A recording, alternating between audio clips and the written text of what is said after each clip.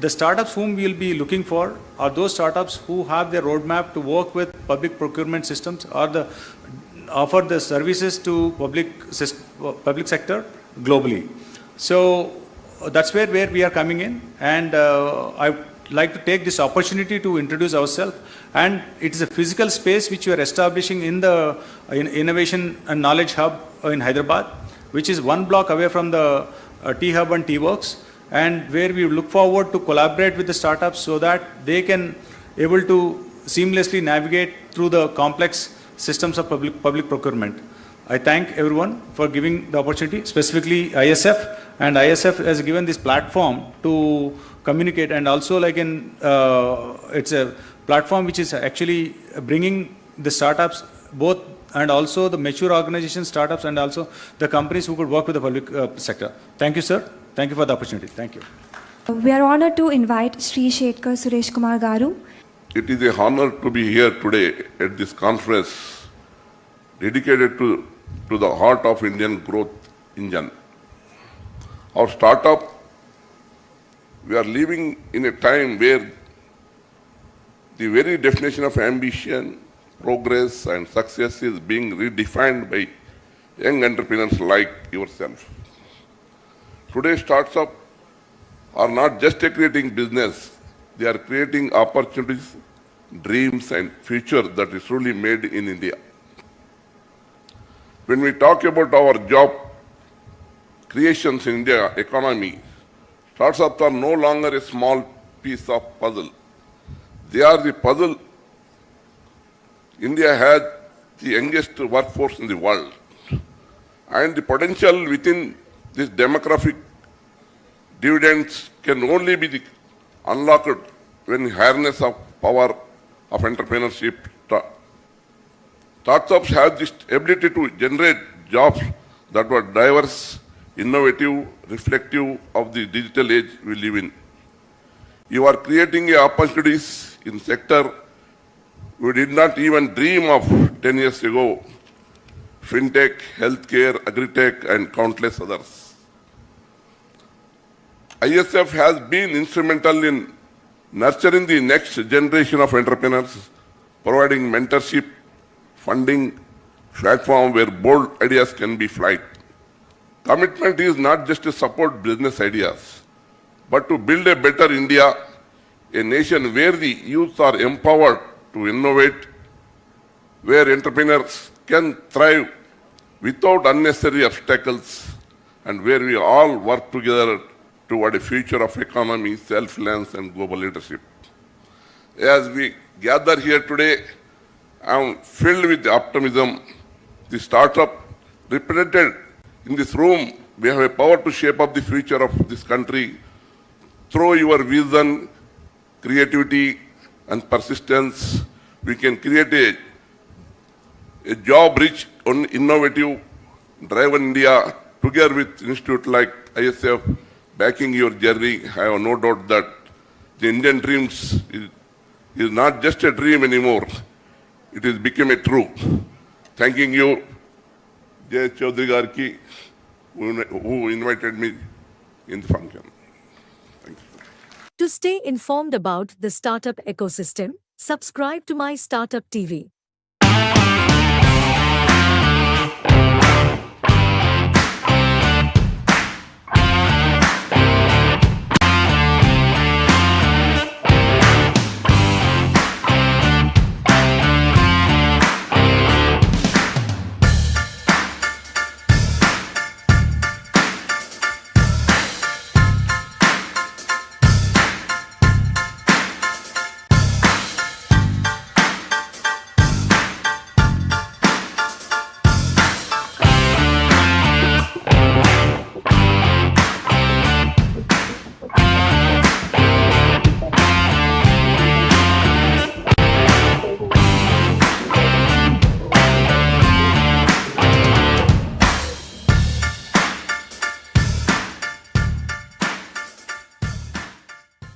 One of the very senior people from Amazon was chatting with me.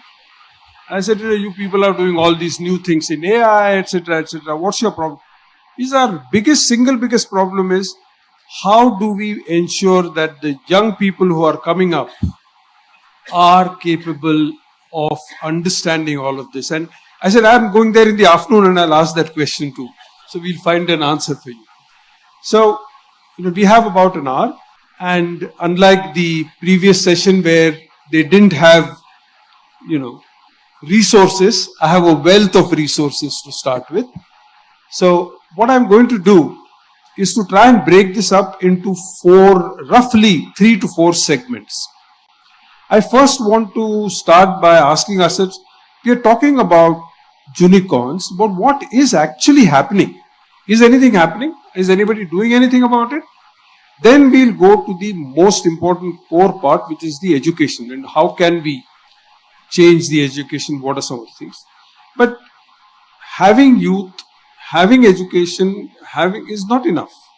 There's an enormous support ecosystem that is required, and we also have some excellent technology and capability talent here, so we'll use that. So that's how we'll start. What I'm going to do is I'm going to start with Vamsi, who has come all the way from the US, and ask him that as a parent, how do you get kids involved into making sure that they actually follow? At one time, all that kids did was, how do I get into Harvard, and therefore how do I do Bharatanatyam and things like that. What do we do now? Basically, I thought of doing the other way around, but he's actually my son. Let me give a quick intro of him and then I'll talk. So back in 2019, I think 2018, he came to me and he said that he wants to start his own initiative and he wants to be a founder for his own initiative. I asked him I think he's like 9 years old at that time. So I asked him why did you ask me that question? So he saw my name as a founder for my own initiative and he asked me that question. So I told him that you are too young to actually think about all this and probably will revisit this idea when you are like 15, 16 or something. So he was persistent. He's continuously asking me the same question. He's pushing me. One day he came to me and he asked me what are you doing with your used batteries? Used batteries. We all get used batteries, right? So I told him that I'm just throwing in the trash.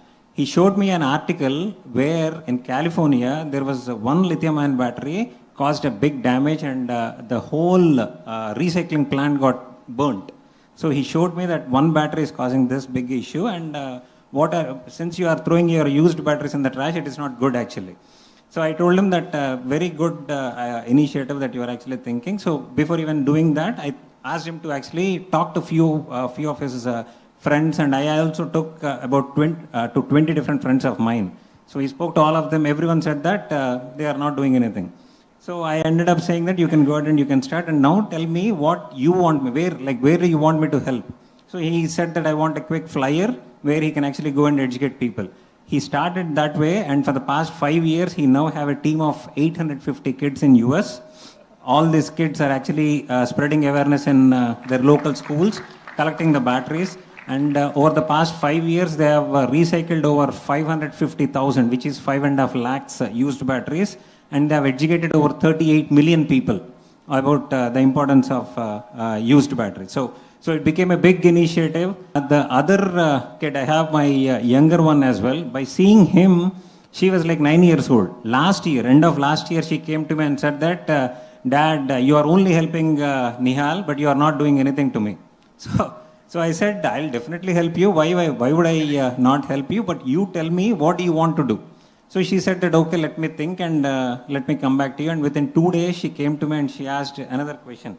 She said that whenever you are going for a shower, do you immediately start taking shower, or are you waiting for 1 to 2 minutes for the hot water to come? So I told, definitely I'll wait for 1 to 2 minutes for the hot water to come, because I don't want to, especially in US, every single person will actually wait for that hot water, 1 to 2 minutes.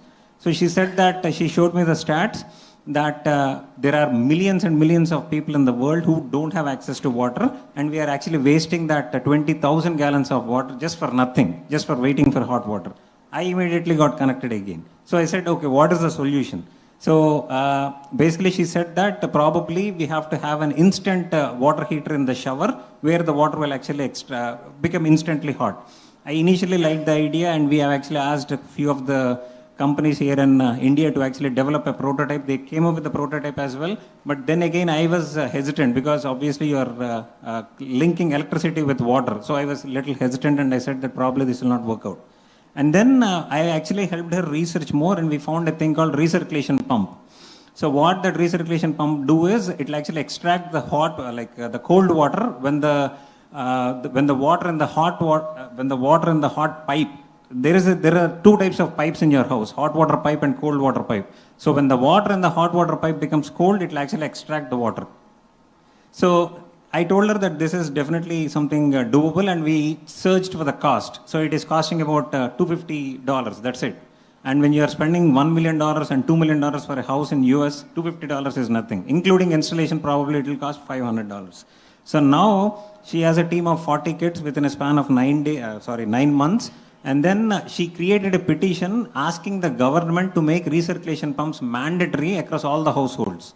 Because like you are getting tax credits when you are buying electric vehicles, and also like you are getting tax credits when you are installing solar panels, she's requesting the government to give the tax credit when someone installs a recirculation pump. So basically, what the points that I thought of telling is, as a parent, what I normally do is I ask the kids to actually go out and actually observe. You have to observe and you have to come back to me that there is a problem in your school, there is a problem in your house, there is a problem in the world or something like that. But at the same time, I'll also tell them that they have to come up with a solution, because everyone can come up with problems. So I'll always tell both of them to actually observe outside, come up with the problems, and then come up with the solutions as well.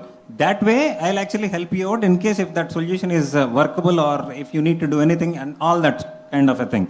So all I'm trying to say today is make sure that the kids are actually going out there and watching, and then whenever someone says something to you, when your kid says, irrespective of the age, that is exactly why the point I heard from one of the public motivational speakers is, irrespective of the age, if your kid wants to do something, try to encourage them rather than discouraging them. I initially discouraged, but later on I realized, and then I started encouraging them, and now I see the the achievements that they have actually done as well. So basically, this is what I am telling. You have to ask the kids to actually come up with the problems. And like I said, both Nihal and Nitya have observed the problems out there, and then they came up with the solutions as well. So, and then the second thing is provide them access to resources and knowledge. Like basically you have to connect, show them good books, give them good mentorship, show them good network. Like last time when I was in Hyderabad, Nihal came to Jay Garu, and he is the one who actually encouraged him a lot, and he is the one who asked me to come and participate in this panel as well. So that I'm telling you, the reason why I'm saying this is all the young kids have to participate in such kind of a network and such kind of an event. Even though they don't do anything, they learn so much. We look outside of ourselves and say somebody else must do, government must do, JA must start ISF, etc., etc. But each one of us has a responsibility, and I think that is where the point that I wanted to start, that if we want the next generation to be the kind of people we want them to be, each one of us is responsible for making it. So now that's fine, you know, you live in the US, all of us come from fairly good backgrounds and therefore have access. What about children who don't have that access? So even there are people like Anil who do some amazing work. There is another, okay, why don't you, Anil, I'll let you take over and tell us what work you are doing. Thank you so much, sir. And namaste, everyone. So let me break the ice. So for me, ice is intent, content, and environment. So let me take you through this journey of young thinker. And we have these very good formulas for everything, which we teach to students and also to our team. So ICE is basically intent. If we want our students to be entrepreneurs, is that the intent of our schools? Is that the intent of our parents? And fundamentally, what is education and why is education? What we have made in education is basically mere literacy rather than education. If you are a PhD or anything like that, you are literate, yes, but are you educated?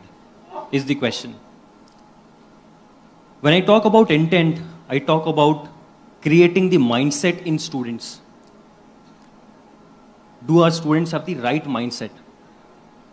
Intent is also focused on how do we do that? How do we create that intent? If students can believe, then they can do it. So creating role models is very important. When we see in villages, a lot of people told कि यार role model Anil बनाओगे कैसे? And I always focus on unthinkable. भाई क्यों नहीं बना सकते हैं? When we talk about city kids, we talk about entrepreneurship. When we talk about village, we talk about why they can't be entrepreneurs, why only livelihoods. So when I started in 2015, I started from an island village in Odisha. And basically, when I was a kid, I have to go to Bhopal. My father was in CRPF. I got good education. But when I came back to my village, I saw these kind of challenges there. And at that moment, I told, yaar, kuch to karna hai yahan pe. When I was in college, we made Asia's first student rocket. 3 baar fail ho gaye. Nobody wanted to invest. Nobody wanted to give funds. I went to the VC, told we want to make a rocket. He asked, हमारे college में we don't have aeronautical branch. From which branch you are? Are you from mechanical, electrical, electronics, सारे guesses हो गए. Can you tell me my branch? Civil. And he started laughing like anything. I told कि यार engineering is mere common sense and why can't we do it? 3 failure launches. Went to everyone, just like these shameless guys. Went to everyone. Emailed to a lot of LinkedIn people. भाई NASA से हो, ISRO से है. Who wants to help us? वो बोला कि आपके पास तो लैब नहीं है, क्या है? We went to a garage. We built it there. 3 failures के बाद fourth one was a success. We finally launched it. Limca Book of World Record में we got the name. So when people told me कि you are not from IIT, you are not from NIT, तो मैंने बोला कि यार किसी college से तो हैं, गवर्नमेंट कॉलेज से हैं उड़ीसा के, कर तो सकते हैं यार, कुछ तो हैं. And at that point of time, then I believe कि यार if we can't do it, if we can do it, then why can't students in these villages can do it? Went to my village with a tin shed, some scholarship, started with 3 students and build over it. Eventually what happened in 2021, we told कि why can't students, ऐसा क्या Olympics में, we have for sports, we have Olympics. For students, those who can build something, जो innovation में, उनके लिए वैसा क्या है? सबसे बड़ा चीज़ क्या है? We told कि NASA does something which is known as NASA Rover Challenge, where they build this rover. और इंडिया में से under-19 टीम में there is no representation there. Can we build a rover? This was the second unthinkable. Then people laughed. अरे यार तुम गांव के बच्चों को लेके जाओगे, कहाँ से जाएंगे? They can't do it. क्यों नहीं कर सकते? Selected 10 students. One of them is Rishi. Rishi is here. Rishi, can you just raise your hand? जो बच्चा वहाँ पे मड हाउस में रहता था, वो भी गया है वहाँ पे. They were a part of that team. That was unthinkable because at that point of time, हमारे पास भी laboratories. We don't have laboratories. We got some funding. We got machines from Finland. वहाँ पे setup किया. Within 1 year, the students went through the CAD designing, ideation, prototype किया, build the rover, took it to NASA. अब यकीन नहीं करेंगे, हम सिर्फ participate नहीं करने गए थे वहाँ पे, जीत के आए हैं, world rank 3. So, the thing that I was talking about intent, ये role models create हो गए. Now, if you go to these villages, the students are like, वो तो कर रहा था, मैं तो उसके घर पे गया था, वो भी तो मड हाउस में रहता है, वो तो मेरे जैसे झोपड़ी पट्टी में रहता है, तो मैं क्यों नहीं कर सकता? That is where we started. Second, जब मैं बात करता हूँ content का, content में first thing is, if you have read the stories, our stories are very biased. Once there lived a poor farmer in a village. What is the meaning of that? If you are poor, you are a farmer. And if you are a farmer, you are poor and you are in a village, और तो village में रहोगे मतलब poor हो और farmer हो आप. तो US वाला जो farmer है, वो कहाँ रहता है भाई? And that narration is something we have to change. So change the narration is very important in our books. नहीं तो everyone in the village will go out. That's in the mindset. No one will stay. Everyone will go to US. In content, we need to have the relatable content. A lot of people told me that science is very costly. Science is not very costly. With the right intent, we can create the right content. We have a vehicle here. I invite you to come there and see with just ₹1, what kind of experiment you can teach to students. ₹1 ka product, you can give it to everyone. How do we provide the right content to student? And third one is environment. ICE, I was talking about breaking the ice. IC ho gaya, this is E, environment. The environment mein sabse pehla cheez is, when you go to schools, I've seen schools everywhere in India, government schools if you go, there are students, those who sit in verandas. We don't have the right infrastructure. Jab tak infrastructure acha nahi hoga, they don't feel good, they won't do good. We need to create that infrastructure. In India, 95% of the school don't have STEM labs. 95%. 129 million students don't have the access to STEM labs. And then we talk about entrepreneurship. Sapna kahan dekhega wo? What they see, they do. And what they do, they become. तो ये 129 million बच्चों के पास पहुंचेंगे कैसे? We have created a vehicle which is known as TOW, Tinker on Wheels. So what it does is, instead of having a lab in one school, this lab goes to every school. It's a 250 rupees model. For teaching every student, we just have to invest around 250 rupees. And each vehicle can impact around 10,000 students every year. I'm always bold in what I speak. Next, by 2026, my aim is to impact 1 million students, that is 10 lakh students. If 1% student become innovators, that is 10,000 students. Or 0.1% matlab 1,000 bade innovators in next 10 years would be from Young Tinker Foundation. That is what I dream of. And I would like to thank Jay Chaudhary sir. Jay sir he called me 5 days before, told Anil, wo jo event was in Andhra Pradesh, that we want to do it here. Can you bring the TOW vehicle to us? So I was like, acha theek hai, we'll bring from Bhubaneswar. What do we do? That night I thought I'll go to Hyderabad. Next morning, sir, we bought a vehicle. 4 days I was here. In 4 days, ne bola ki yaar ye to naya unthinkable hai. That's a challenge. We have to do it. We partnered with ISF, built that vehicle here. The vehicle is live now here. So thank you so much, everyone.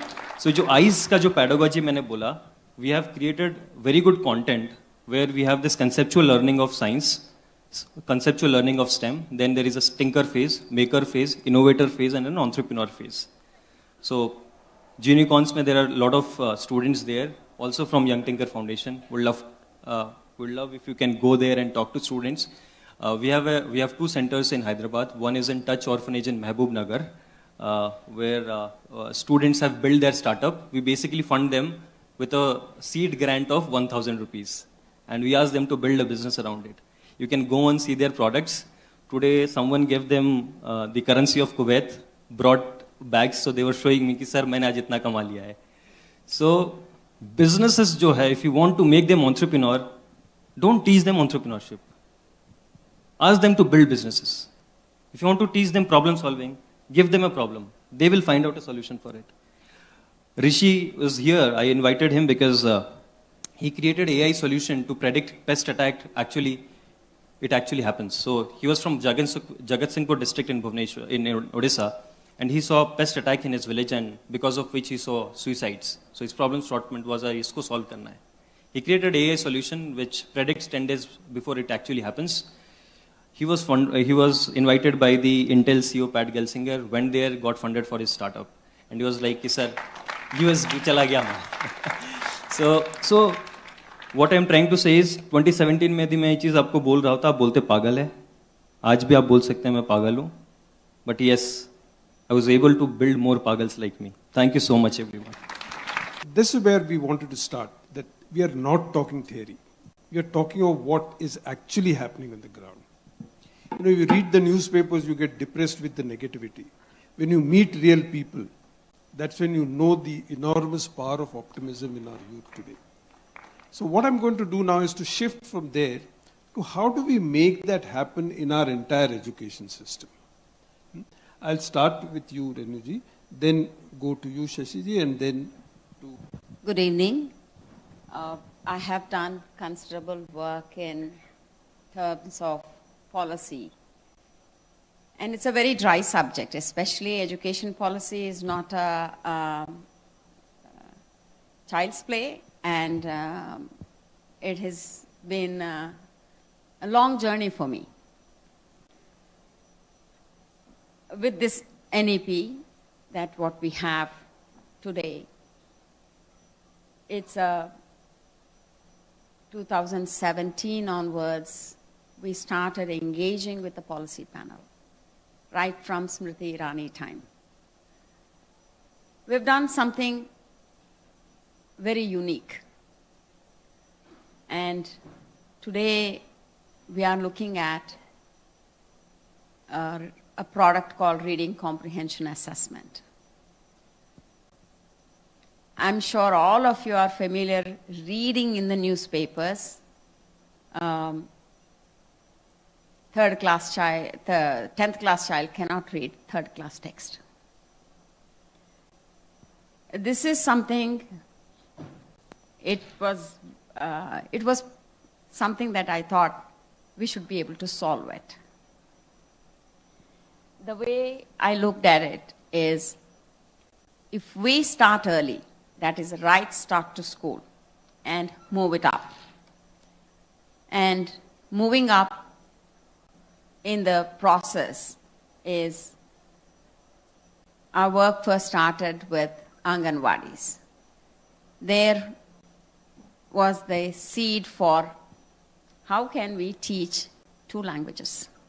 In fact, we taught only 1 language, and I observed the children were doing 2 languages. So the today's product that we're going to be, when we are launching, I see English, Telugu, Hindi, we teach are equal, on an equal footing.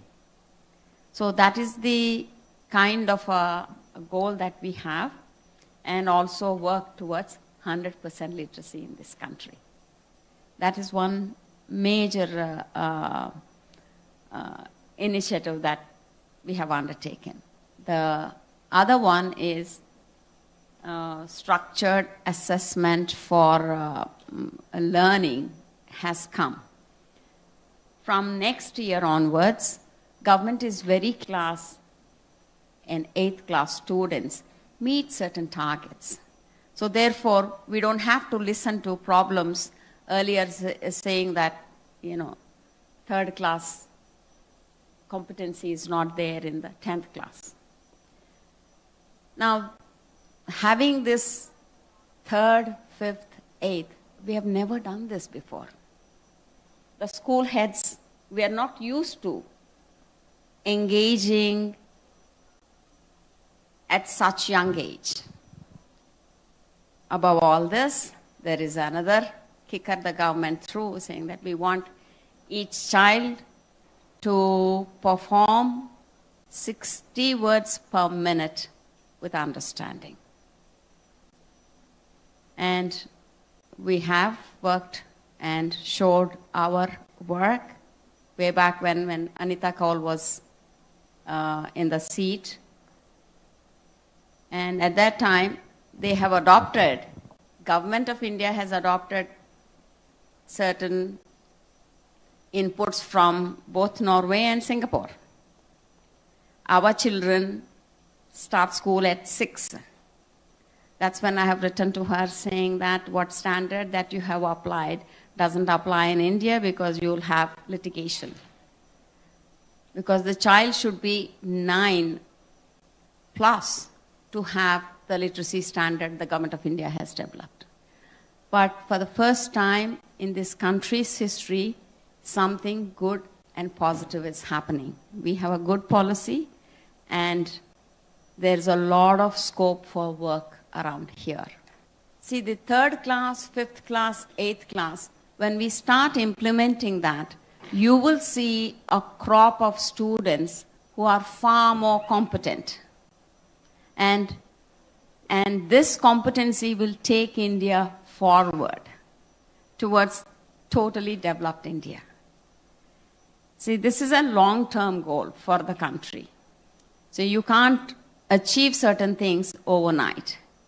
And 100% literacy in the country should be made possible, not necessarily teach English, but also teach Telugu and Hindi with the equal rigor and relevance. Because both the languages have, makes the child more resilient. Okay, next slide, please. And there's one thing that I advocate strongly is using unseen text to teach and assess reading. Seen text is absolutely false, and I speak against it. You know, this is something that is not a reading assessment and reporting, that you have shortchanged the child. You have to put unseen text, and the child should navigate it and produce the result. Then we can actually support the child to go to the level of perfection and proficiency the child can achieve. Last 3 years, we have seen the scores, especially in 9 and 10, 11 and 12, have fallen down, especially in science and maths. This is because case-based questions were introduced, and reasoning assertion questions are introduced. Now, I relate very much to what the parent perspective and the young thinker's perspective, because these case-based questions and reasoning assertion questions are very new in the system. So therefore, teachers don't know how to teach, students don't know how to really answer these kind of questions. And this is a major challenge in the school systems in the CBSE, and I'm sure this is similar. State boards have not come this far on case-based questions and reasoning assertion questions, sir. And as long as we don't teach kids these kind of things, it will be difficult. I request all the panelists to restrict your discussion around how do we make kids to think like an entrepreneur, act like an entrepreneur, and become an entrepreneur. Let's not get into any educational reforms. That's a much bigger subject. So this is Unicorns is only about the entrepreneurship, because we have other all the chief guests and other people are likely to come. So I request all of you to restrict to that area, not to the educational reforms, NEP and all that, because that's not the intended subject for this panel. Thank you. Basically, there are a lot of products that are being built, and now we need a lot of products that are aligned to implementation to improve quality and efficiency. And this, the context of investments flowing in to just about anything will not work anymore, because the enabling policy is pinpointing how to improve quality and report rather than frivolous expenditure in terms of both time, effort, and budget and resources of all stakeholders, sir. So this is where the kicker is. The kicker lies in coming up with absolutely precision-driven products to deliver right kind of inputs to young people and the stakeholders of education. Hello, everyone. So what I want to say actually kind of piggybacks on what Anil said and what Vamsi said. So my background is education, and from US and India. So I've been working now in India.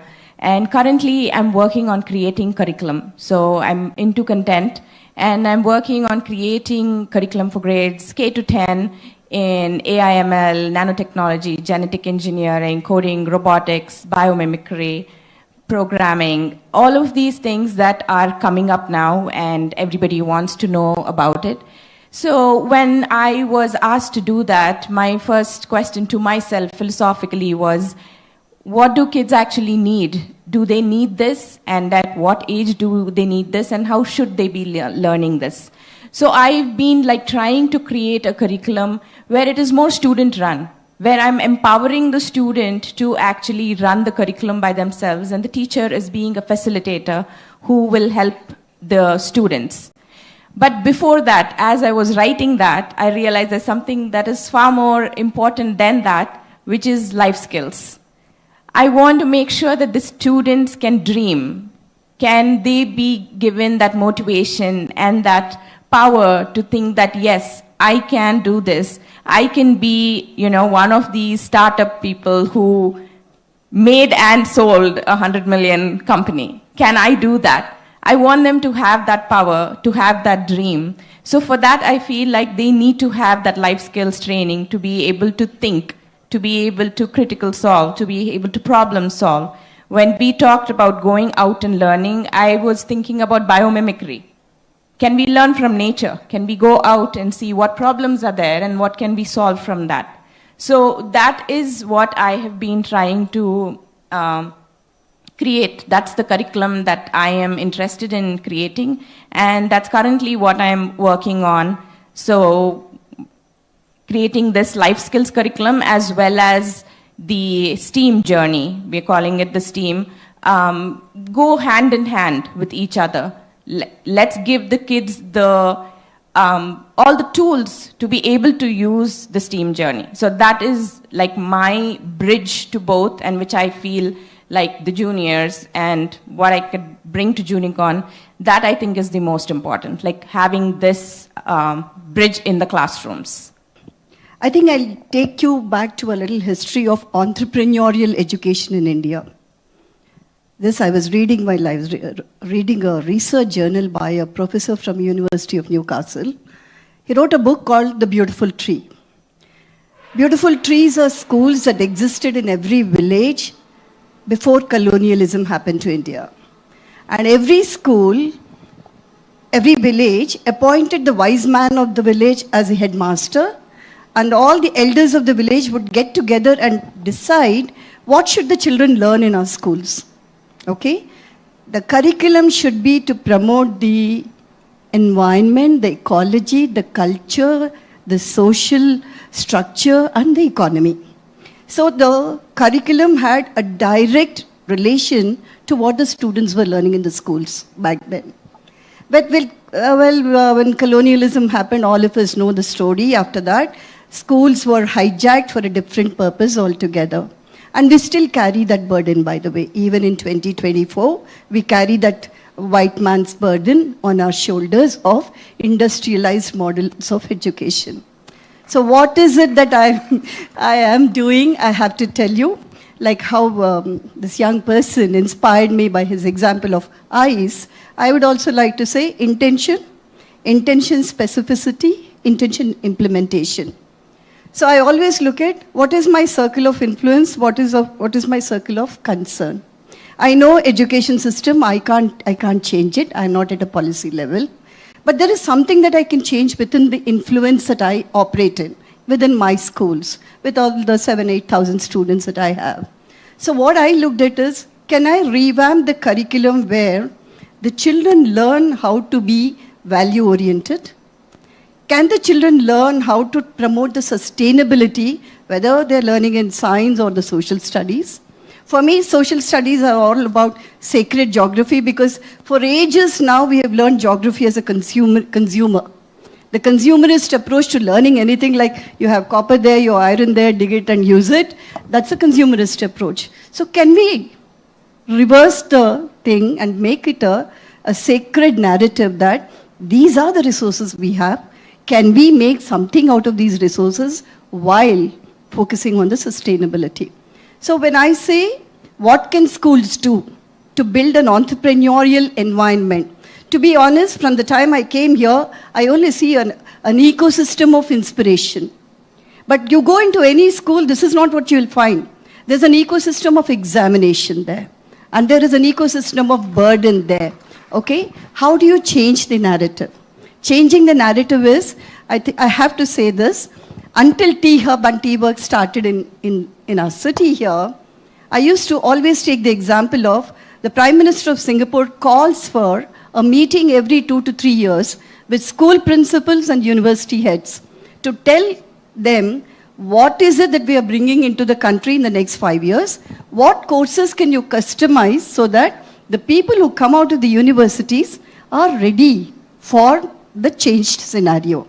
And I used to wonder when Telangana was born, I wrote a letter to the Chief Minister, by the way. Of course, people like us never get heard, so that was also not heard. But still, when T-Hub came, I thought, wow, the mountain has come to the Muhammad now. When T-Works came, the mountain has come to the Muhammad now. So we are able to give exposure to our students that beyond the templates of JEE and NEET, there is a life out there. There's a promise out there that young people who sat here and through the fireside chat gave me a promise that I probably have to work on a curriculum that teaches children perseverance, okay? Teaches children resilience, teaches children that even if you fail, you will be able to rise like a phoenix, like how they said, be shameless, go and pursue. You will fail, but you still have to come up with a better idea. I think I need to add that also into the curriculum. Only then the narrative will change in our country. Only then there is a promise that I can show to my young people, because I work with different generation. It's a K-12 school. One thing I have to say, and I'll conclude on that. 2 of my students are sitting here. One of them is actually showcasing something here. She's working with an entrepreneurial. Tanisha, wave your hand. Okay. And one of them is a volunteer here. 10 of them are presenting their innovative ideas in the Junicons, thanks to Rumana, who's been mentoring them. But I think the time has come for everybody to talk more about startups, entrepreneurial ventures, so that we groom contributors to the society, not just consumers. And I'd like to end with that. Thank you. In some ways, what you're also demonstrating is that educators themselves have become entrepreneurs. And coming out, within the system, we can either be bureaucrats and say my hands are tied, or we can be entrepreneurs within that system and say what more can I do. So thank you very much. Now we have 4 people, all 4, what I would call as ecosystem builders. And Ramakrishna has already built one in Gaudium School. MSR, of course, has been the key driver in T-Hub, so we'll ask him all this thing. But I'll let 4 of you talk about things outside the curriculum. What is it needed to support the curriculum? In the earlier session, we talked about money, mentors, etc. So what are those things, and how can we make those available across, for the moment, if we talk across the state, and then we can take it. If I can also, Jay, just add a little bit, wearing my TSIC hat.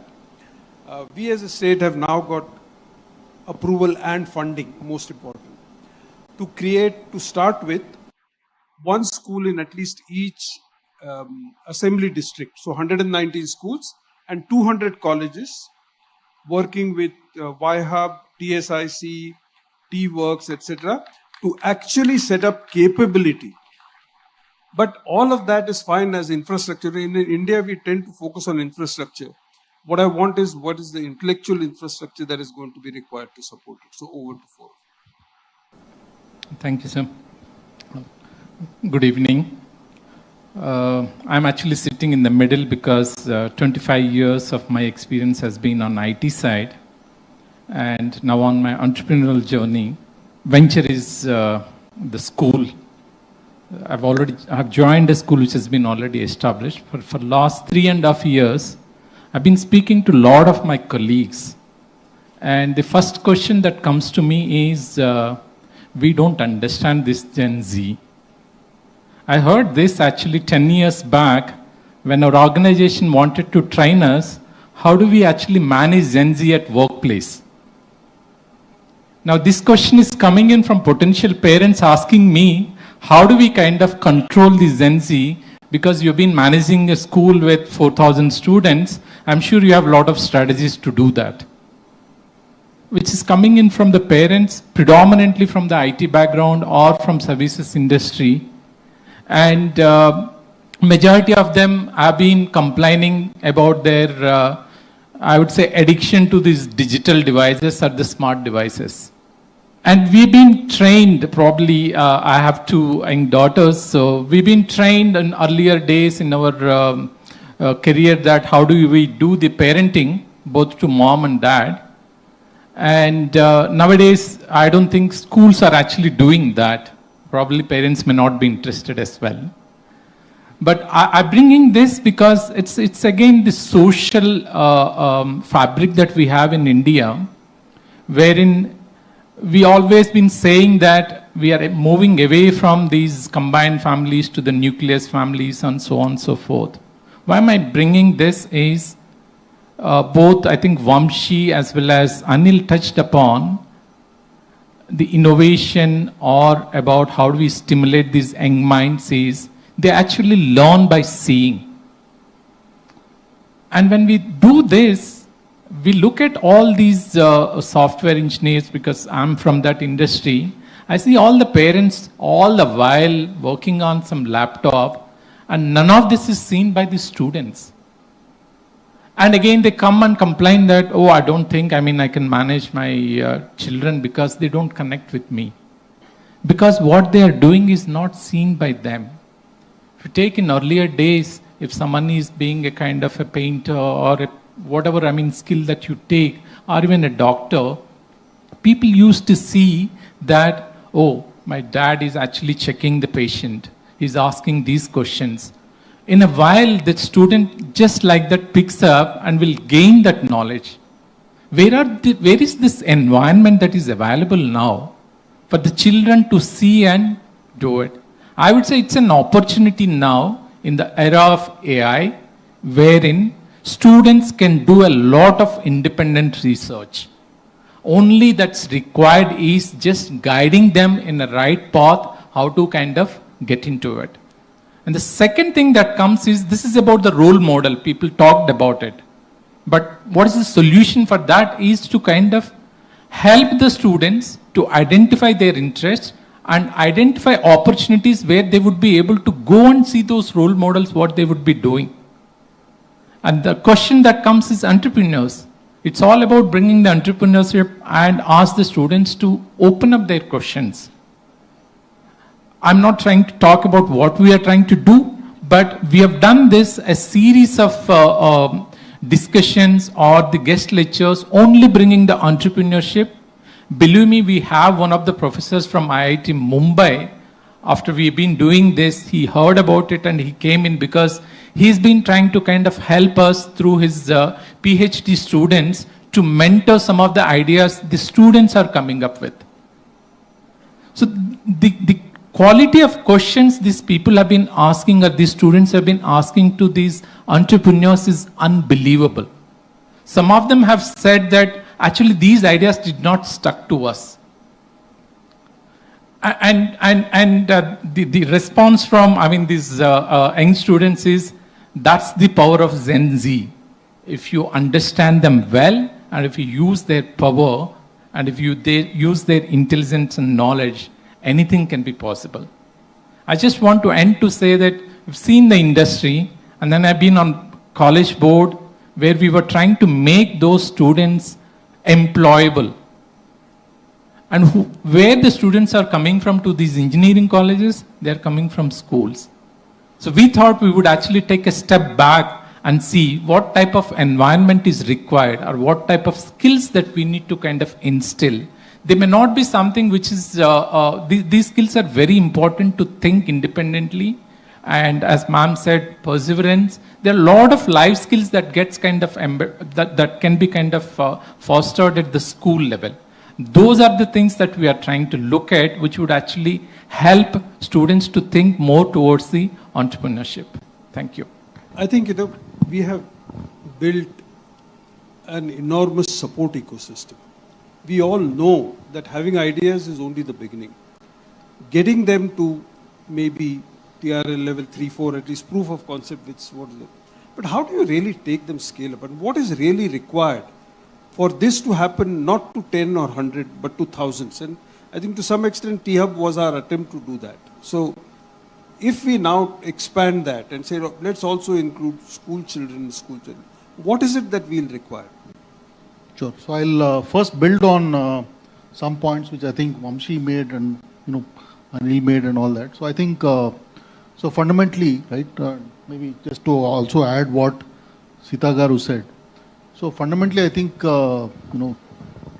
education should first instill in young people curiosity, critical thinking, creative thinking, collaboration and communication, right? So I'm going to start with a story about what we are doing, for example, in colleges. So we've started a program called Kickstart, currently running it at about 8 colleges.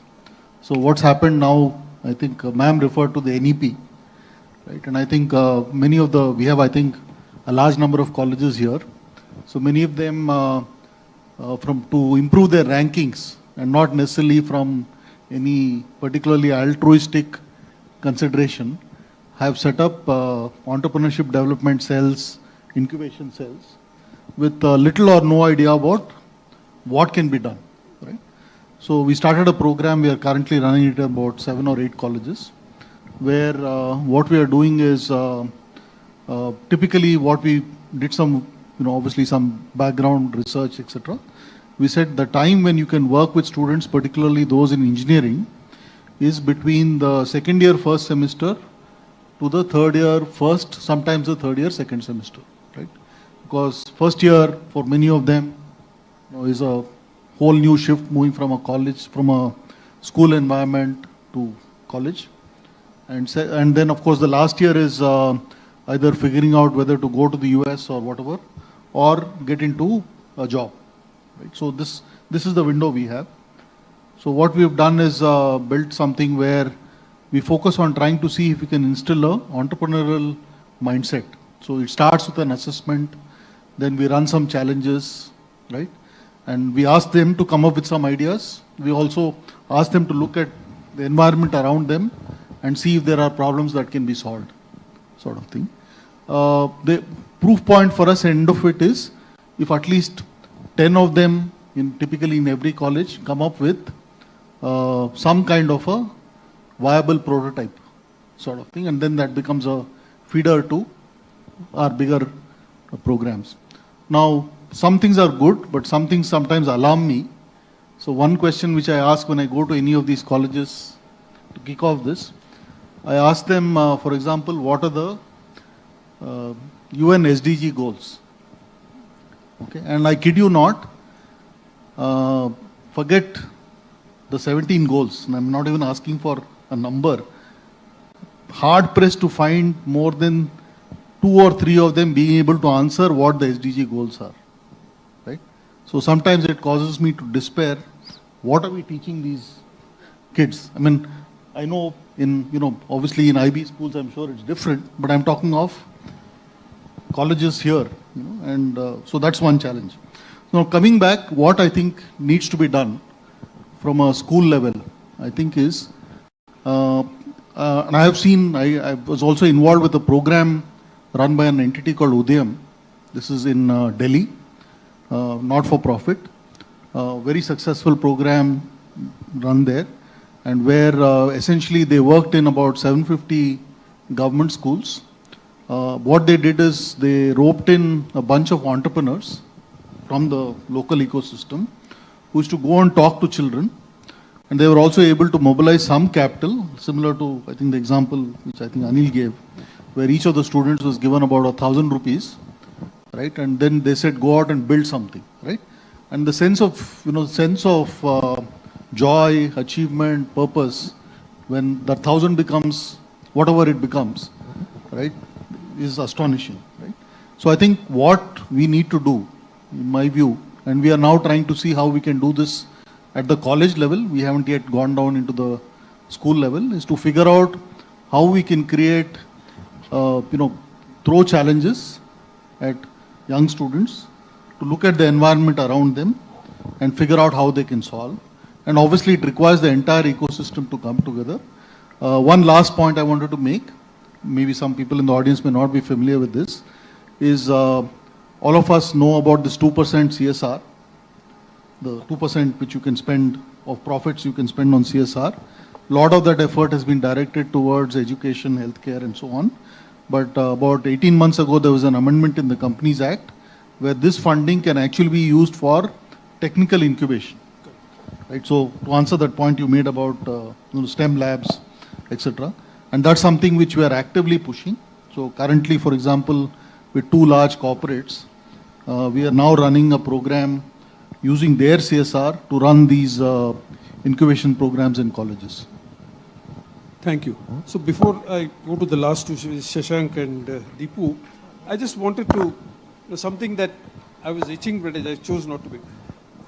By the way, in way back in 2012, when, if you recollect, there was criticism that we are not producing engineers who are good for the industry, we started, from ISB, we had created a technology entrepreneurship program. And many of those, and Kaundinya of the thing is a product of that thing. So I think, at the college level, we have this thing, how do we take it? So for example, one of our startups, a company called Metamorphosis, which was subsequently acquired by Bright Champs, they were actually trying to see how they could do this in schools. But of course, the target audience for them was obviously the more affluent schools, but Yeah, they are. So, the thing is, the reason I was bringing it up is that I think even at college level, there's a philosophical question that, and I didn't want to bring it up because we could only end up discussing. What are we trying to create? Are we trying to create unicorns, or are we trying to change mindsets of young people so that going forward they will be able to, because expecting school children to be able to create unicorns is probably not a right approach. What we are saying is you need an ability to think, you need an ability to identify problem, you need an ability to understand how to solve it, you need to know how to go about it. So I think we should also be reasonable in our expectations. All of us, or many of us here know Mirage. And what Mirage created in the old city of all places, working with 200 colleges, and a large number of entrepreneurs from women in the minority community is an incredible thing. So we have something in the college and that career. The challenge for us, of course, is how do we take it? Yeah, so I just want to add 2 points. One is regarding the infrastructure part, and then second one is what the students have to do, like as a key takeaway from this discussion. Okay, so infrastructure part, like we are spending a lot in building up buildings and a lot of spending on equipments and all those things. But what is missing here is human infrastructure. That is a volunteer-driven network that we have for ISF, for entrepreneurs. Similarly, we should have it for skilling, because we are living in a world which unprecedentedly change is happening, and next 2 years what these students are going to get exposed to has not been invented yet. And they will be working on problems that are not problems today. Okay. So what we have to prepare them is for that future, not the world that we have seen. Okay. And the potential that the students have is immense. Only thing that we have to do is to give them some time to prepare and have a mindset to work on solving the problems that they have seen, and have a right network to access. Like as he rightly said, they have to find the right interest group, whichever they belong to, and learn how to learn new things by themselves. And it is not a world of memory. We need more GPUs, more processing power. So our education system has built long before when that memory was so important. Okay. And the assembly line model was created for factories or industry to build clerks or somebody who takes a job and retire in that job. The shelf life of skills is shrinking, right? So what they have to learn is to learn anything by themselves and through peers, and have them access to a human network from their alumni network, from their peers, that is accessible for them to learn anything. And second one, we should help them learn how to fail, how to make mistakes. Because we had lived in a world where mistake was very hard to create, because it is very hard to solve. For example, we write with fountain pen, we use in a typewriter, we cannot delete it. But as of now, in the digital world, everything can be done. We click photographs, and it is very hard to have a wrong photograph, but right now, digital, they can just delete, edit, or anything that. So we have to understand the world that they belong to. And we have to prepare them for the future, and that nothing can be bundled in a syllabus and made it available in an assembly line model. Humans flourishes organically, right? Not a mechanical model. So we have to think like a farmer. The farmer work on the field, right? Have the environment there, have all the nutrients available there. Any seed that we put in, it will flourish organically. So that is something that we need to understand, and whatever system that we have in place, just ensure that in the ecosystem, a lot of people are doing duplicate things. Just bring everyone together, help them collaborate, avoid duplicates. And have industry, academia, government, as well as a lot of NGOs that are working here, enable them to do things better. And then having that collaborative ecosystem is something that we need to create and set up a human infrastructure that nourishes and nurture the next generation and accept them. They are much higher potential than any one of us. Just let them explore, let them fail, let them make mistakes and find their interest group and take forward from there. Thank you. Thank you. Okay. So he just want me to explain what I have done in Kerala. So I represent the IT community in Kerala. I'm the founder of Fire, as well as I represent around 280 plus IT companies in the state. Okay. So what happened there is like people, they made me the academy and technology focus group convener as the interface to the academia and to the government to work in policies and as well as on bridging the skill gap. So I just did not want to duplicate anything. So I just took a stock of everything that is available there. A lot of people are putting a lot of effort. So I just brought them together and asked them to work together in a collaborative manner. So I brought a unified ID for skilling, just like a UPI ID for payment.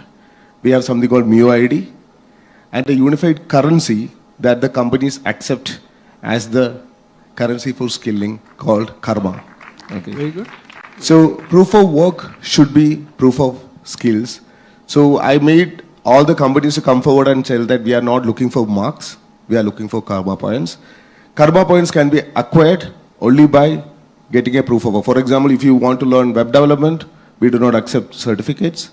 You have to go to a tea shop, collect the requirement, build a website for them, publish it, make it live. And for any support, there is a volunteer network of around 35,000 people in Kerala that is available to help them out. The end, on behalf of JA, I'm going to actually do a volunteering act. We need to document and come out with an action. This is the kind of action that all of us together can take in the next 3 months, 6 months on 1 or 2 issues. Because otherwise, we'll just end up talking and nothing will happen.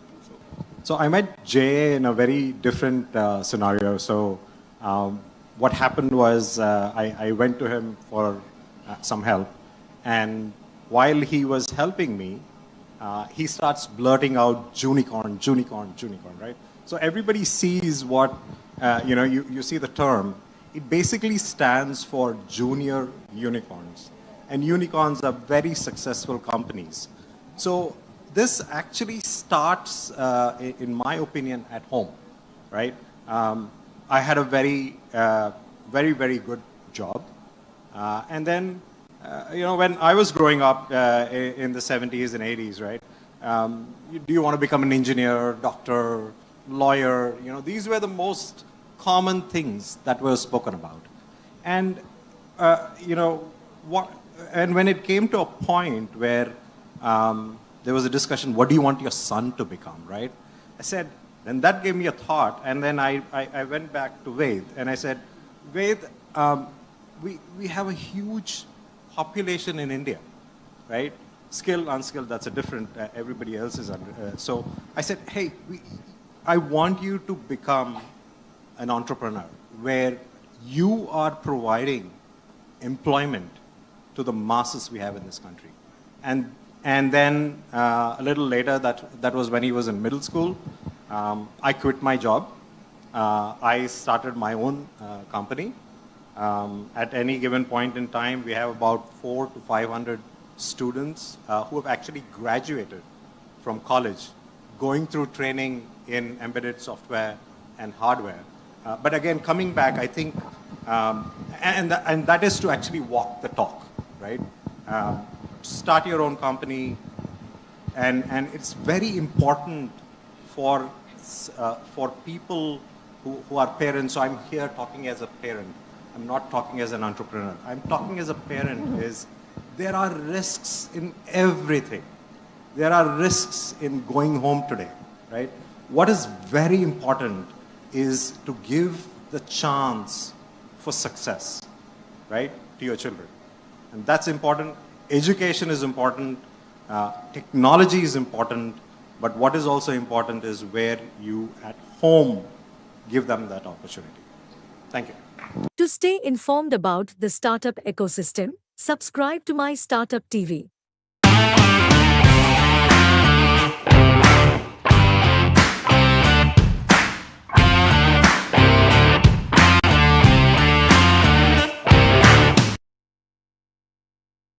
Well, I think it's a lot to process after the wonderful session, very inspiring thoughts.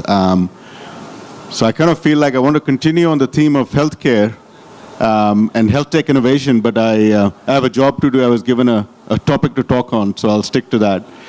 But thank you again for this opportunity, and thank you for a wonderful first half today.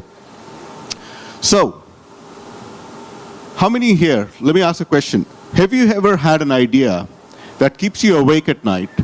One that's excited you, it scared you, but also maybe made you feel like it's a bit impossible. Is there anyone here who's had that idea? Yeah, I'm sure if you're an entrepreneur, you would have had that. I had that the first time when I was 23 years old. And I'm going to quote one of my favorite quotes from Bruce McLaren, and he said, it would be a waste of life to do nothing with one's ability. For I feel life is measured in achievement, not in years alone. Could I request somebody to close that door, please? Thank you. How many here know who Bruce McLaren is? Anyone? Okay, one person. How many here like cars? How many here know about McLaren cars? Well, Bruce McLaren was the founder of McLaren, the youngest ever winner of the F1 Grand Prix at the age of 22. By the time he passed away testing his, at that time, the fastest race car, at the age of 32, he had already built the world's fastest automotive company, McLaren. So, I think there's a lot of inspiration to take from people. I will share a little bit about my personal journey. That's what I was asked to share. I want to talk a little bit about my learnings through the process, my simple rules, and possibly also share my thoughts on the future of entrepreneurship. So let me start with my personal journey. I actually come from a medical family. So my parents, my father is an orthopedic surgeon, a PhD, and is someone who has carved his own path because he came from a very successful business family, but chose not to go in business, but to serve in medicine.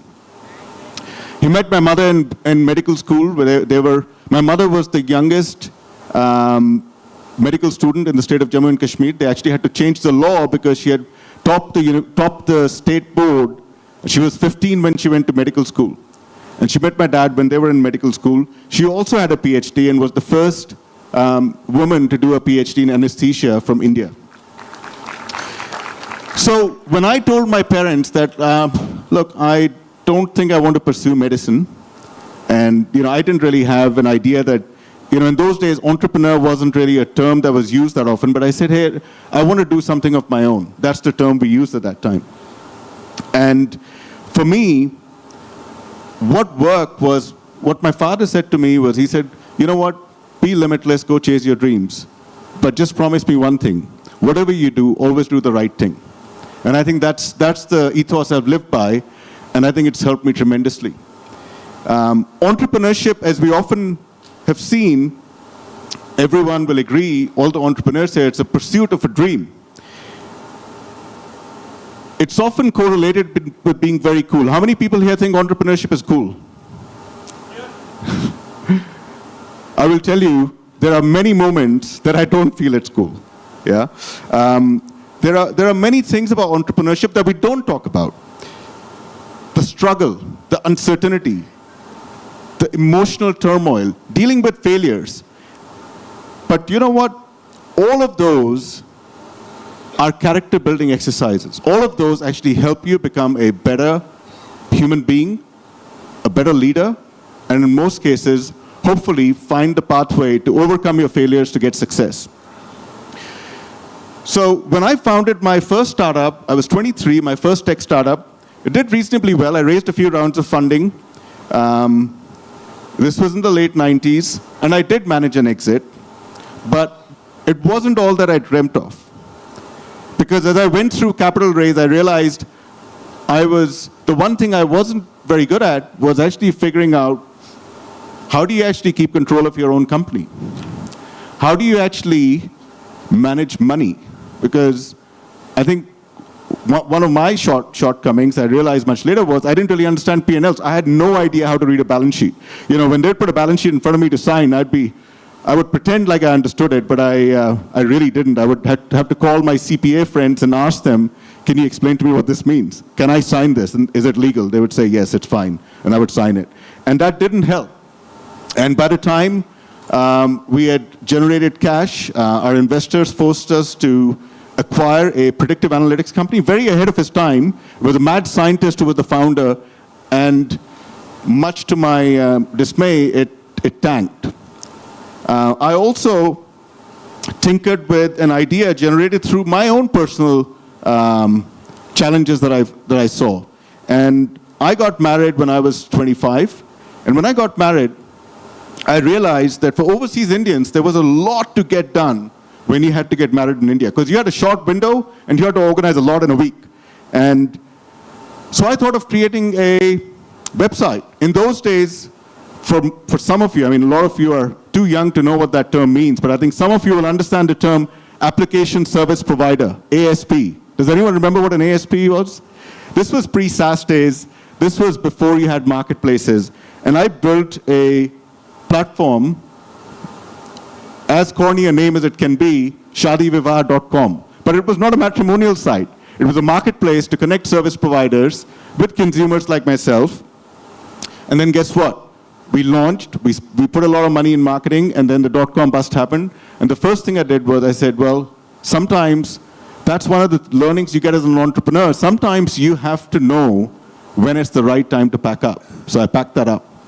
I'd already exited my company, and I was fortunate to get an opportunity in an area where I actually pursued that. So it was interesting. I got in the area of technology research and analysis. So I worked I got a job with a company called IDC, International Data Corporation. They're one of the largest technology research and analysis companies. And guess what? When I got that job, I turned it down because I thought they aren't paying me much. So I went home, I spoke to my wife, and I said, you know what? I feel terrible about this. I couldn't sleep at night. I said, having come as an entrepreneur, and I was in New Zealand, and I said, having come as an entrepreneur, there's nothing better than being in the technology research space that would give me the ability to get a bird's eye view of the market, because that's what IDC did, analyze all the technology markets. And it's a great way to build a meaningful network, because you talk to all the technology leaders. That's what technology research companies do. And I said, this would have been a perfect opportunity for me, and I actually turned it down. So the next day, I called the headhunter, and I said, I want to take that job. And she said, okay, let me speak to the hiring manager, and I'll come back to you. She spoke to the hiring manager. She said, he would like to understand your reasons. And I went and met him, and I said exactly the same thing. I said, look, I've got out of my startup. I'm starting a corporate career. This is an opportunity for me to learn about the industry, build the network. So I want to take that opportunity, and I will make sure this will be successful for me. And he did give me an opportunity. He didn't pay me as much as I wanted, but I tell you what, money is not the most important thing, and it wasn't at that point for me. But it has helped. That investment has helped me tremendously. So Fast track a couple of years, I became the managing director for the business in New Zealand. When all my peers were from other countries, MDs of other countries were growing in double-digit growth, we were growing our business in X's. And that's where I realized that I had the learnings from my entrepreneur life that was put to good use in the corporate world, because I treated it like my business. And I moved to Asia during the global financial crisis from a market like New Zealand to run all of Asia Pacific, because our chairman felt I was the right leader to navigate the business through the global financial crisis. And from there on, I've never looked back. Few years, great years with IDC in Singapore, and I realized it gave me this exposure to all of these emerging markets. And I realized, though, that in the early 2010s, the market was starting to change. With the advent of public cloud, with AWS, the whole technology ecosystem was changing. All the big legacy players were getting either dismembered or they were losing their market opportunity. And you had this emergence of emerging tech companies that were coming up and growing at very, very rapid rates. And I saw an opportunity that the legacy traditional research firms like IDC, Gartner, Forrester were unable to deal with the opportunity to serve this new evolving market landscape. And that's when I thought, there's got to be a better way of doing this. There has got to be a better way. There's got to be a way that leverages technology to enable that. And that's how I started Ecosystem. And from there on, I haven't really looked back, but one of the learnings that I did get, I spoke to you guys about my shortcoming, which was not understanding P&Ls and balance sheets. One of the things I did do once I understood my blind spot, during my corporate career at IDC, I made sure that I spent enough time with the CFO to actually understand P&Ls and balance sheet. So when I started my startup again, I understood money. I understood how to raise money. I understood how to manage it. I understood the legal aspects of it. So there's always learning in everything that you do. I have a few simple rules around entrepreneurship. And entrepreneurship is simply an act of turning ideas into reality. It's about seeing a gap, a problem, or an opportunity and saying, I can solve that. It's about risk, not just financial, but also emotional risk. I think we talked about the fact that entrepreneurship isn't always cool, but you know what? It's very fulfilling. And one of the things that I realized, it can be quite lonely too, right? But that's the thing. There's a reason why they say it's lonely at the top. Because when you're an entrepreneur, whether you're a one-man band or you have 100 people or 1,000 people, you are at the top. It is your neck on the line, and it will be a lonely journey. But I've followed some rules to help overcome that. And I'll share some of those. The first one is always to stay the course on your purpose. That has to be very clear. My purpose in life has always been to help people, whether it's companies or people or individuals, my clients, navigate innovation. Be authentic. Always be yourself. Business is always about people, whether it's customers, employees, or investors. They will appreciate it if you're authentic. And I can tell you from my own experience, you can have the most difficult conversations and resolve them if you're authentic, because people appreciate that. Build relationships, not a network. Do not go build a network. Networks are meaningless. Build relationships. Make it count. So I have a rule. Don't engage with people for business unless you have a very clear sight on how you want to follow up with it. Because otherwise you're going to have an empty conversation. No one has time for that. Create your set of cheerleaders, mentors, advisors. Even if they're not in the game with you, you know they're on the sidelines cheering for you. And they're there to give you some guidance. I have one of them right here. Thank you. And I've been very fortunate, and that's been one of my biggest drivers to also find a way to pay it forward as I help other entrepreneurs in their journey. When you have cheerleaders, keep your mind open. Don't let pride come in the way of asking for help. Be hungry, be humble. Yeah? People want to help people, but you've got to be able to ask for that help.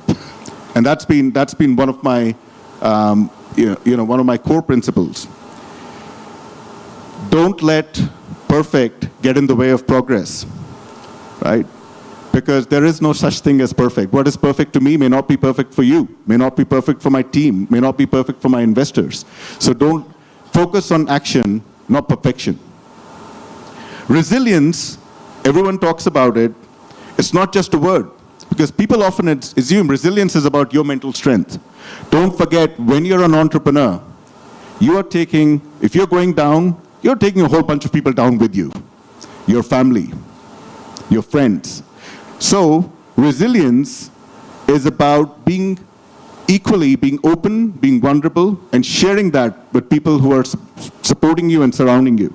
Because when you need help, it is those folks who will be there to help you. So, and finally, in terms of my simple rules, some of you who know me well will know that I'm actually I have to pray every day. And I have my own prayer. When I was 10, my father said to me, he said, Amit, God's your best friend, have a conversation with him. I didn't know what that meant, but you know what? Since I was 10, I've been speaking to God. So, and obviously my conversation keeps getting bigger because I want to thank God for a lot of things and a lot of people around me. There are more people around me and more things around me. So, but to me, a prayer does not necessarily equate to religion. Don't misunderstand me. A prayer is a belief system. Build your belief system, something that allows you to go out there, step outside, that, in the morning, when you get out of bed, you leave your home, and you step out and you go, you know what, I'll get through this. That belief system is absolutely important. I sleep well every night, despite all the challenges, because I have that belief system. Now, I want to talk a little bit about the future of entrepreneurship as I close my talk. Are you able to imagine a better world through a digital lens? I think we heard a lot about that today in healthcare and longevity. Look, the world is changing so fast. It's hard to keep up. But what this innovation brings is the opportunities to solve real-world problems. And I think some of that we talked about today, some of that you should consider. I'm sure a lot of you are thinking about it, but the nature of entrepreneurship itself is changing now. One thing is for certain, the next wave of billionaires will be AI billionaires. It's already happening. But it's not going to be about building the next OpenAI or the next Google. It's going to be about solving for problems using AI. There is a lot of access, there's a lot of capital available for businesses looking to invest in AI, but that are solving real-world problems. Those working in AI for a long time are probably ahead of the curve, but I'll tell you what, AI has evolved so fast that anyone who starts today doesn't have a disadvantage, because there's so much learning you can take from others' mistakes. The dimension I think to touch on is the intersection of innovation, impact, and investments. Innovation for impact and the investments that are available for it. The market becomes so much more so much larger as an addressable market because you're able to target underserved markets. We heard about rural markets in India today. I think one of the panelists mentioned how you could just build a health tech business by going into rural India. So similarly, as soon as you start to address impact, your addressable market increases, underserved markets and underserved segments of society. There's a role for innovation to play in creating impact for that, and there is enough dry powder that's becoming available.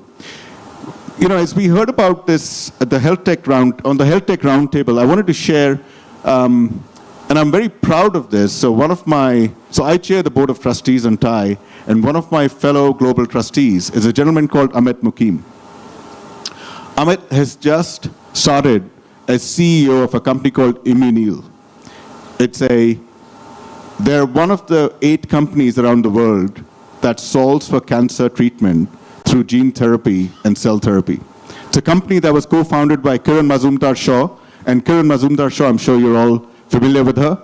Kiran was also the co-founder of TIE in Bangalore, together with Nandan Nilekani. And it is a business that's invested also by Vinod Khosla. So when you see those sort of opportunities and people taking those steps, you know that the world is going to change around us. You know that longevity is going to become a real thing. And that longevity has to address India, not just the Western world. So it's not really just about solving rich people problems. It's not just about making rich people live beyond 100 years. It's about ensuring that everyone, everywhere on the planet, gets a fair shot at life and gets to, gets an equal time frame that they can be on this planet. An interesting investment model. How many here are actually familiar with blended finance? Anyone familiar with that? Okay, great. An interesting investment model is blended finance. What does blended finance do?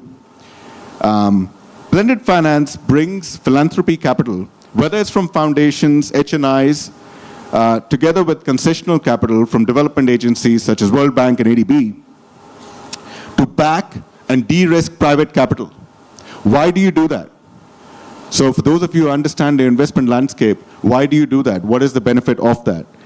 It is not about subsidizing investors. What it does, it actually encourages investors to take that risk for investing in areas of impact that may limit their ability to get the returns that they would normally get.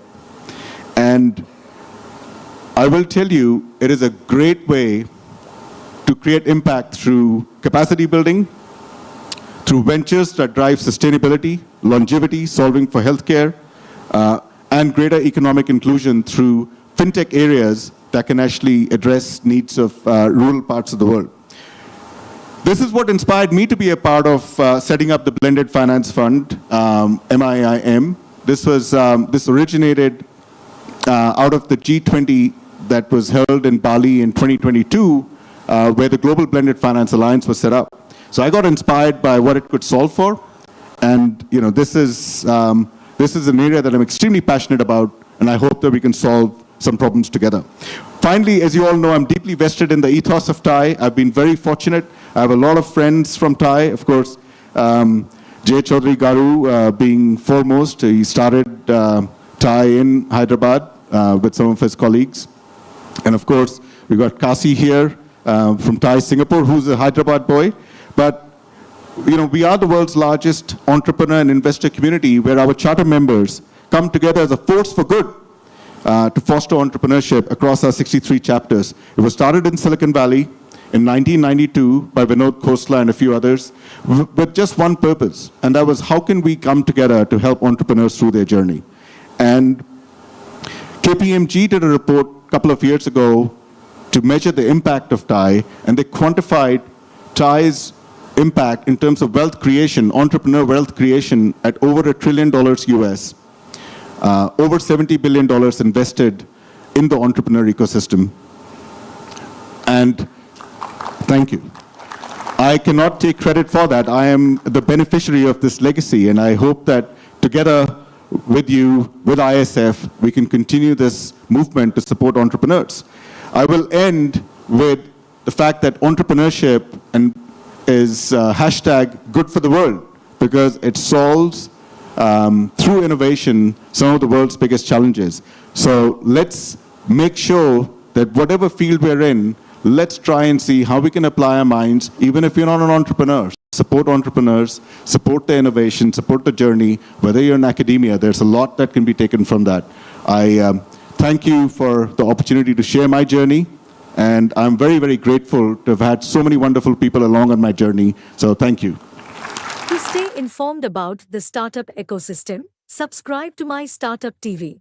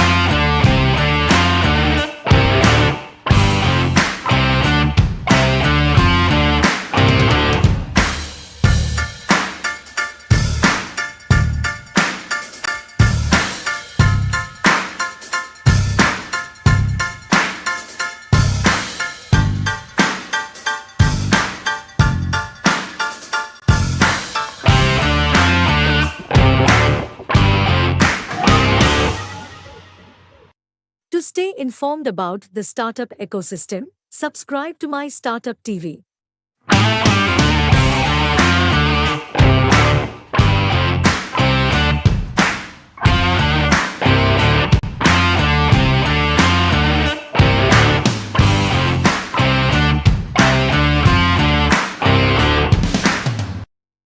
Today is Teachers' Day. ఇక్కడ చాలామంది టీచర్లు ఉన్నారని నేను భావిస్తున్నా. Teachers day శుభాకాంక్షలు. Honored guests, esteemed colleagues, and AI experts. Nothing will change society and lives as technology and innovation. When first railway train and engine were invented, it changed the world. The first aeroplane changed the world forever. The innovation of electricity or bulb, TV, camera, computer, they all changed the world. Today, a greatest of technology innovation is here, artificial intelligence. When any new technology comes, it brings both hope and fear. Hope of how it will make our lives better and fear of disruption of jobs. If we think of India's future, no city is as perfectly ready for a revolution as Hyderabad. In our city, we not only embrace future, but we also create it. Our commitment to artificial intelligence is not now. We have already taken big steps for AI. We want to lay a strong foundation for our future. Telangana AI Mission or TAIM in partnership with NASCOM will help us implement AI framework in Telangana. We will continue to bring government and industry experts together to drive innovation. The AI Summit today in Hyderabad is our declaration. We are ready for AI. We will create AI's future and set standards. I welcome all of you to the city of the future. Let us all come together and script a great new future. To stay informed about the startup ecosystem, subscribe to MyStartupTV. Thank you. I'm very glad to announce the hackathon which was conducted for the last 36 hours called Math Hack 2. By far, this has been the largest hackathon that has ever been conducted in India with more than 10,000 registrations flowing in. And we finally shortlisted about 40 teams, about 150 participants because of the physical space constraints. And then, of course, we also had a parallel online hackathon going on. Very glad to say that this was a hackathon conducted by Government of Telangana under the aegis of Global AI Summit, by Math, which is Machine Learning and Artificial Intelligence Technology Hub, a joint venture COE by DST, Department of Science and Technology, and T-Hub, which is an entity of Government of Telangana. So without much ado, I would request Minister Garu also to be on stage, Mr. Jayesh Ranjan, Special Chief Secretary, to be on stage, Ms. Ramadevi Lanka to be on stage, the team from HYSIA to be on stage, which has been the industry partner for this hackathon. The hackathon partner for this event was Idea Labs, and the platform that was used was an AI-based platform called talentfarm.ai. So I would request everyone to join on the stage. And we have 3 winning teams here today. So we would call those winning teams here so that they are felicitated by Minister Garu. And of course, Ben Franklin has been the sponsor for these cash prizes worth about 10 lakh rupees. So the first prize will be 5 lakh rupees, the second prize 3 lakh rupees, and the third prize 2 lakh rupees. We have Mr. Ram Mohan, who's representing the sponsor, Ben Franklin. May I request Mr. MSR also to come on stage, representing T-Hub. So this has been a wonderful event, sir, with about 36 hours of non-stop hacking. So with now I'll invite the second runner-up first. And interestingly, they are students of second year of engineering from Gitanjali Engineering College. So may I invite the team, second runner-up. They've built a solution called Soul Support, which actually is a AI-based chatbot which helps for upkeep of mental wellness. So when people are in depression, and now we see a lot of young people also sometimes get stress and mental depression, and they have an AI-based system where you can connect with people, you can connect with systems and get advice as to what can be the steps, how to manage the situation. They're also creating a metaverse of sorts where they can have some kind of entertainment and gaming which can be associated to help them get over that. May I request you to come in front and hand over this symbolic fruit check, and of course we have a check ready for all of them. Can we have a round of applause for these young students? And that's why the future of Telangana is so bright, because if students of second year can build this kind of solution.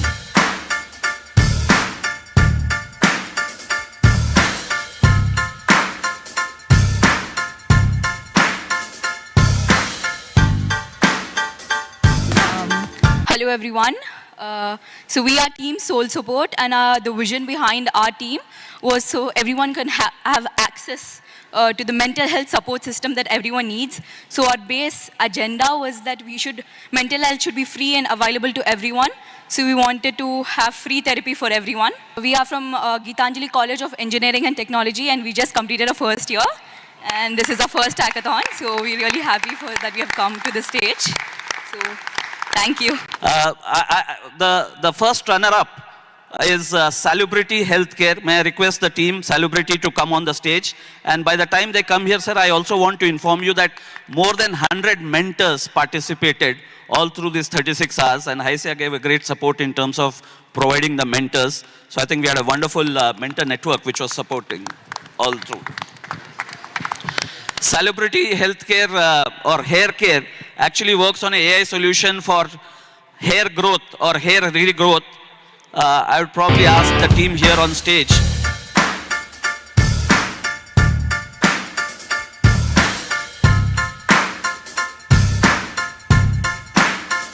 So Salubrity Healthcare is all about AI, hair loss, and nutrition. So we are combining trichologists, nutritionists, and AI bots to cure hair loss and basically prolong the hair regrowth that happens. And with this, I think we have the last team, the team which has won this hackathon, a cash prize of 5 lakh rupees sponsored by Ben Franklin. May I invite the team Flatmates on stage? Their solution is to find like-minded people as co-living, for the flats. So they have, based on how, based on your interest, based on your like-mindedness, you can find people who can share your flat. When students and people search for Flatmates, we have an AI-based solution which does that, looking at multiple parameters.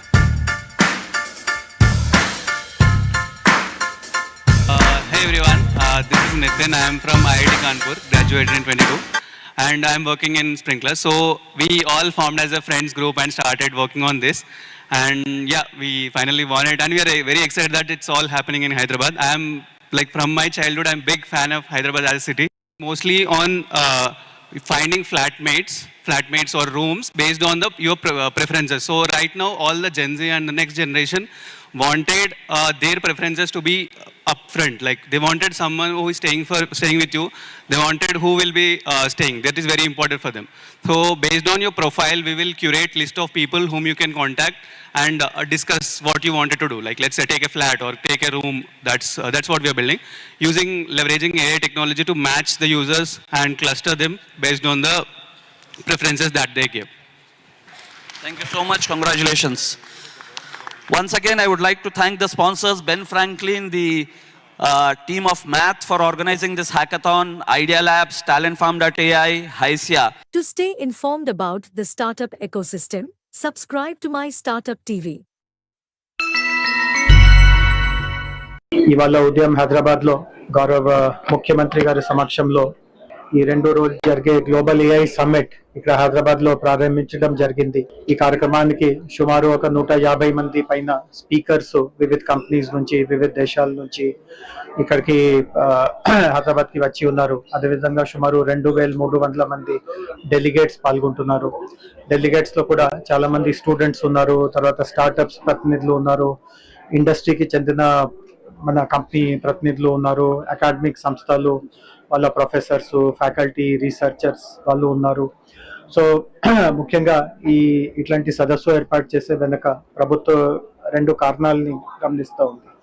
ఒకటి ఏముంది అంటే ఏఐలో ఈరోజు ప్రపంచంలో కూడా చాలా activities జరుగుతూ ఉన్నాయి. So వీటి గురించి సమగ్రంగా సమాచారం తెలుసుకోవడం, దాంట్లో తెలంగాణకి ఉపయోగపడే అంశాలు ఏమేమి ఉన్నాయి, ఇక్కడ కూడా వాటిని అనుసరించే ఎంతవరకు అవకాశం ఉంటుంది. సో ప్రపంచం నుంచి మంచి ఎగ్జాంపుల్స్ నేర్చుకొని తెలంగాణలో వాటిని ఒక భాగంగా చేయించడం అది ఒక అంశం. రెండవది, గత ఒక 2-3 మాసాల నుంచి మేము కూడా ఒక ఏఐ రోడ్ మ్యాప్ అనే ఒక ప్రణాళిక సిద్ధం చేస్తున్నాము. అంటే మీరు గమనించి ఉంటారు, ముఖ్యమంత్రి గారు కూడా ఉదయం ఒక కార్యదీపిక విడుదల చేశారు. సో దాంట్లో ఏఐ రోడ్ మ్యాప్ ఉంది.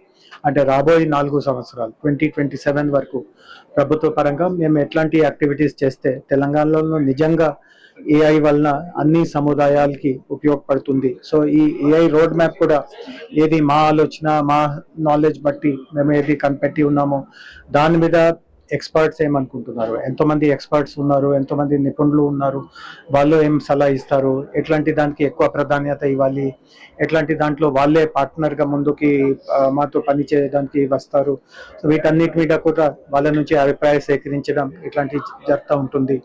సో ఇప్పుడు ఒక హాఫ్ డే కార్యక్రమం పూర్తి అయింది 2 రోజు జరిగే కార్యక్రమంలో. అండ్ ఇప్పటి వరకు నేను ఎవరితో కలిసిన ఎంతోమంది స్పీకర్స్తో నేను మాట్లాడాను, డెలిగేట్స్తో మాట్లాడాను. అందరిలో చాలా సంతృప్తి ఉంది. దట్ ప్రభుత్వం ఇట్లాంటి చాలా కీలక సదస్సు హైదరాబాద్లో ఏర్పాటు చేసి వాళ్ళందరినీ దీంట్లో ఒక భాగస్వామ్య అయ్యడానికి. To stay informed about the startup ecosystem, subscribe to MyStartupTV. I'm Samuel. I'm the founder and the director of this company, Drone Hub Technologies. We are established in 2023 in Vijayawada, and we are now bringing a very unique product that India has seen. This is a logistics drone which can deliver multiple packages. So it can deliver multiple packages to multiple locations. So in the starting, we have made this solution for a customer in the Europe, and later on we are modifying this as per the Indian conditions. So as you see, so this can carry multiple payloads and to different locations. And this is an integrated solution along with this. This is called drone tower, where the drone directly comes to this location, and the drone tower will sort the packages accordingly. So this has the lifting mechanisms, and this has a sorting mechanism. So the lift will take the package to different locations, and it will sort the package in this system. Yeah. And when the user comes, so he will take the package exactly what he needs and what he has ordered. So this we have developed for a company in Sweden. It's called Shadowfly. And in India, we are modifying this system with our own IP, such that it will reach, the drone will reach to the places where it was unreachable earlier. So this can take multiple packages and emergency kits, first aid kits to the local system, to the hilly regions and the unreachable locations and the places where the disasters are quite common in nature. Let's see in future this working with. Thank you very much. To stay informed about the startup ecosystem, subscribe to MyStartupTV.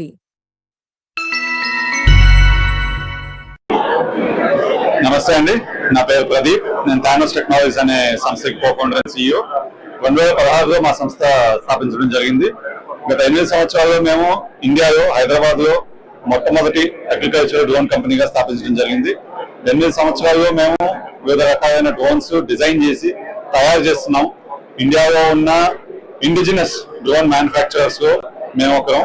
అంటే ఇక్కడే local గా drones అనేవి design చేసి మా assembly process highest క్వాలిటీతో పాటు type certified drones అనేవి తయారు చేయడం జరుగుతుంది. అగ్రికల్చర్ డ్రోన్స్ వచ్చేసి మా మెయిన్ ప్రోడక్ట్. అగ్రికల్చర్ డ్రోన్స్ లో 10 లీటర్ల కెపాసిటీవి 2 సర్టిఫైడ్ డ్రోన్స్ ఉన్నాయి. యాజ్ ఆన్ డేట్ 2023 సర్టిఫై చేయించుకోవడం జరిగింది. ప్రెసెంట్ ఈ రోజున మనకి సుమారు 300 డ్రోన్లు ఇండియాలో 9 రాష్ట్రాల్లో వాడకంలో ఉన్నాయి. మా సర్వీస్ సెంటర్స్ కూడా 7 రాష్ట్రాల్లో ప్రస్తుతం ఉన్నాయి. మనకి 50 మందికి పైగా కంపెనీ సైజ్ అనేది ఉంది. అండ్ హైదరాబాద్ హెడ్ క్వార్టర్స్ మనకి 10,000 SFT స్థలంలో మ్యానుఫ్యాక్చరింగ్ కెపాసిటీ, సంవత్సరానికి 3,000 డ్రోన్లు తయారు చేసే కెపాసిటీ అనేది ఉంది. నెలకి 250 డ్రోన్లు తయారు చేయొచ్చు. మా ప్రోడక్ట్ లో మెయిన్ డిఫరెన్స్ అంటే ఇండియాలో ఉన్న డిఫరెంట్ అగ్రి డ్రోన్స్ లో మా దానికి వాళ్ళదానికి డిఫరెన్స్ వచ్చేసి మీకు ఇది లోకల్ గా తయారు చేయడం వల్ల మాకు ప్రోడక్ట్ క్వాలిటీ అనే దాని మీద కంట్రోల్ అనేది ఉంటుంది. బ్యాటరీస్ అనేది ఇన్ హౌస్ డిజైన్ చేసి తయారు చేసుకుంటున్నాము. హైయెస్ట్ ఫ్లైట్ టైం ఇండస్ట్రీలో అంటే 20 నిమిషాలు పైగా 22-23 నిమిషాలు 3 నుంచి 4 ఎకరాలు ఒక సింగిల్ ఛార్జ్ చేయడం అనేది మొట్టమొదటి ఇండియాలో మా డ్రోన్ కే సాధ్యమైంది. ఇంకా కొత్త టెక్నాలజీస్ ఇంక్లూడ్ చేసి obstructive avoidance, GPS based accurate navigation కానీ రకరకాల న్యూ టెక్నాలజీస్ కూడా తయారు చేస్తున్నాం. త్వరలోనే డిఫెన్స్ లో కూడా కొత్త రకమైన ప్రోడక్ట్స్ కానీ సర్వేలెన్స్ డ్రోన్స్ కూడా లాంచ్ చేసే ప్రాసెస్ లో ఉన్నాం. Thank you. To stay informed about the startup ecosystem, subscribe to MyStartupTV.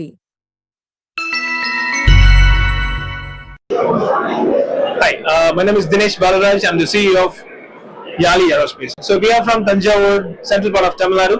So we are a drone manufacturer, and we focusing on healthcare and surveillance purposes. So you see here, this is a drone. So this drone can transfer up to 150, this drone can transfer up to 7 kg of payload up to 150 kilometer range. And not only the drone, we also have a docking station. That is the important part, because for example, when you have an organ demand in some other place from here, for let's say like 300 kilometers range, so we can easily transfer that organ from place to place by using this docking station. If you see in this video, you can see how this docking station helps, because the drone automatically charges the battery inside and stores inside. So when there is a demand, it opens the box and the drone takes off from the box. And it is also has the wind direction system. So it puts the drone into the wind direction and then it flies off from the box and then goes to the destination, drops the package and then comes back to the home point, and it stores inside safely. So by doing this deliver network, we are the first in India doing this stuff, and we wanted to save lives and we wanted to support organ transportation using drone. So this is our motto, and we also focusing other sectors as surveillance. Thank you very much. To stay informed about the startup ecosystem, subscribe to MyStartupTV. Hello, my name is Akshay. I am a development engineer at Drone Hub Technologies Private Limited. We are located in Vijayawada at present. So we are mainly into drone services actually. At present we are already serviced like 3,000 acres of agricultural land, drone spraying services actually. We are also into R&D of drones, mainly delivery drones and agriculture drones actually. So at present, what our unique selling point is that we are developing agriculture drone for a European customer, in which the drone is able to deliver multiple amount of packages in a single mission itself. The traditional delivery drones doesn't have that capability. So for example, so using these dropping mechanisms, we are able to deliver multiple number of packages in a single mission. So mainly we got this idea during the recent flood events in Vijayawada. So what happened is that, for example, the drone delivery was taking place in Vijayawada. What happened is that the drone had to go and deliver to one place only, and the drone could only deliver to one package to one place only. But for example, 500 meters away, another family was there who might be requiring food and everything, but they are not able to deliver to that area. So using this mechanism, the people nearby, up to 4 packages. This drone is at present designed for 4 packages and 10 kg payload. For the future improvements, we are actually thinking about a 20 kg payload, more than 4 number of packages, and 8 kilometer radius. Now, for the series customer, what we are making is that we are making a drone delivery tower, which is a unique idea. So what we are observing is that during the last mile delivery, the thing is that, for example, the delivery person comes, even for usual drone delivery also, the drone can just drop the packages in one particular area and go. So the thing is that the drone is not able to store the package. So for example, we don't have any system for storing the packages in a particular area. So using this drone delivery tower, we are able to store the package in these compartments, and the customer after 2 or 3 hours also, if he's not at home, after 2 or 3 hours also, he can come and take the packages. So for India, actually we are thinking is that for remote areas actually, if where the doctor is not available and emergency medical supplies are not available, we can use these